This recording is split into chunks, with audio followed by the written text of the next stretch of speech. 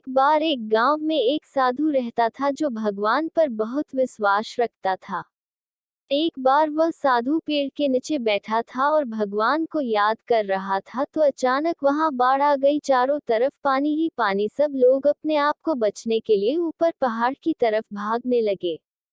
उनमें से एक आदमी देखा कि इस हालत में भी साधु जी भगवान की तपस्या कर रहे हैं। वह सोचा कि ये अपने आप को बचने के लिए कहीं जा क्यों नहीं रहे हैं, तो उसे साधु से बोला, अरे आप कहीं जा क्यों नहीं रहे हो, आप भी मेरे साथ ऊपर पहाड़ की तरफ चलो, नहीं तो डूब जाओगे।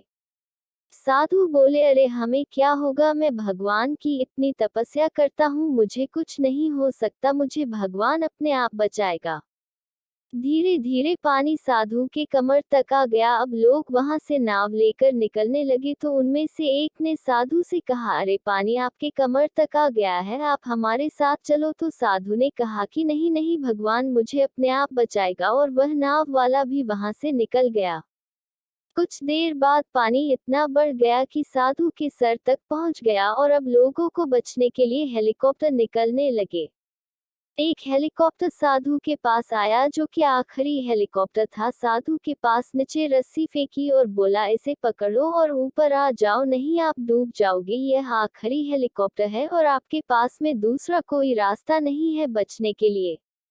साधु ने कहा, ये रस्सी वापस ऊपर खींच लो और आप चले जाओ, मुझे भगवान के ऊपर पूरा भरोसा है, वह मुझे बचा लेगा। पानी काफी ऊपर आ गया, पेड़ डूब गया और साधु की भी डूबने से मौत हो गई। मरने के बाद साधु भगवान के पास गया और बोला, हे भगवान, मैंने पूरी जिंदगी आपकी तपस्या की, मेरा सारा जीवन आपकी आराधना करने में लगा दिया, फिर भी इतने भरोसे के साथ इंतजार किया कि तुम मुझे बचाने आओगे, लेकिन वहां मेरी डूबकर मौत हो गई और तुम नहीं आए, ऐसा क्यों?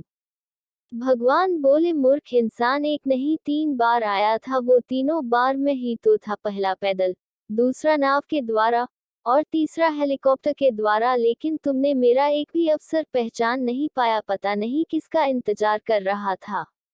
इस तरह से जिंदगी में हमें ऊपर वाला बहुत से मौके देता रहता है, लेकिन हम सब उस मौके को ठुकरा कर पता नहीं किस चीज का इंतजार कर रहे होते हैं कि वो होगा तभी मैं करूंगा, और इस बात पर अड़े रहने से एक वक्त के बाद वो मौका हाथ से निकल जाता है और हम कुछ नहीं कर पाते हैं।